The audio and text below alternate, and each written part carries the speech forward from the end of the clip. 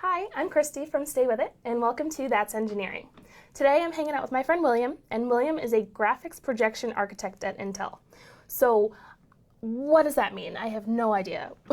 Okay, so architects in general are sort of the coordinators for a product. And so we worked with everyone from marketing to the people who are actually designing the parts to manufacturing and get inputs from them about how things should work and do work. And then kind of give them direction on how to design things, how things need to change for manufacturing, how we should market things based on technical knowledge that we get from the other groups. So kind of getting information from everyone and then giving it back in kind of process form. Okay. Me specifically, I do work with trying to figure out how our Intel Iris graphics will work in the future. So we can make decisions about whether our product should have a certain kind of graphics in it or if it should be a certain speed, and then marketing can use that to make decisions on the different things that they produce and things like that. Oh, that's pretty cool.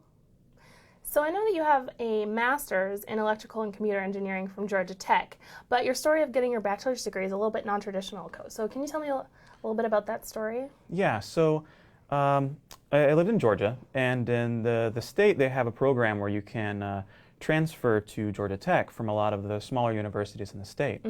And I didn't really do all that well through high school to start with, grade-wise. So I started at Valdosta State University and did the first few years there. And I was working my way through school. So it took like 4 or 5 years to finish the first, sounds like 2 or 3 years of school there. And when I was working there, when I started, I was doing music and mechanical engineering as like a double major. So I was really interested in jazz music from high school. But I found that in the first year, the music part, it doesn't get enough credit for how much work it really is. You have to put in hours and hours every week of practice and stuff to keep up. And alongside all of the engineering work and even just the core classes, it was just too much. So I ended up dropping that one by the end of the first year. And then maybe another few months or year or so into further, found the mechanical engineering wasn't really working all that well for me either. I liked the topic a lot, and that's why I started it in the first place, but the classes weren't really interesting me that much, like the CAD work and things like that.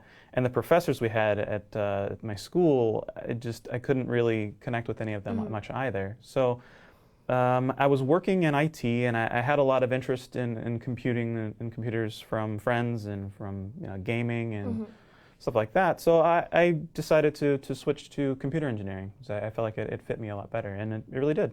That's awesome. How was that transition from mechanical to computer? It wasn't too bad. I mean, early on, a lot of the classes are really similar, right? The same kind of sciences, the same kind of math classes, all of the core stuff is the same. It's really later on that it becomes a lot different.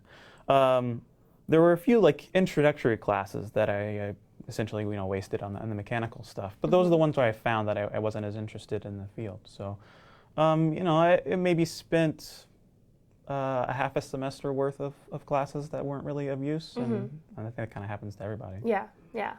And so you did a couple years at Valdosta State and then transferred to Georgia Tech? Yeah. It was like the program normally works where you do your like freshman and sophomore years at one school, and then you do your junior and senior years at Georgia Tech.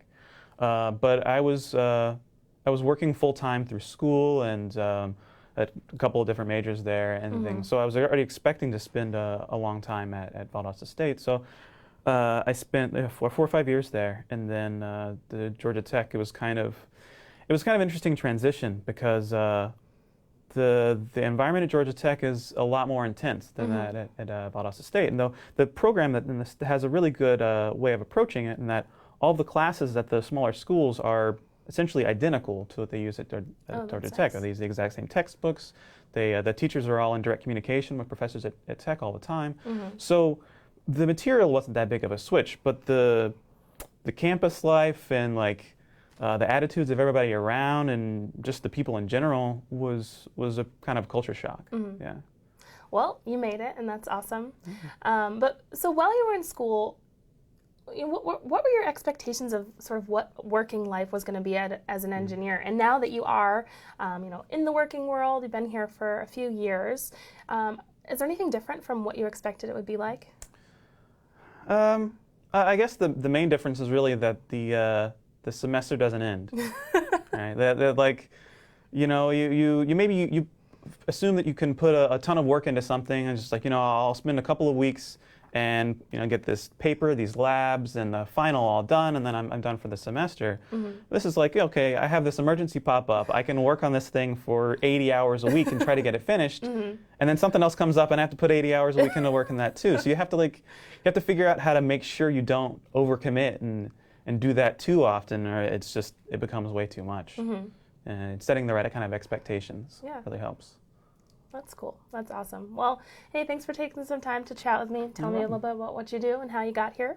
And for more resources and support, check out staywithit.org and facebook.com/staywithitengineering. I will see you next time on That's Engineering.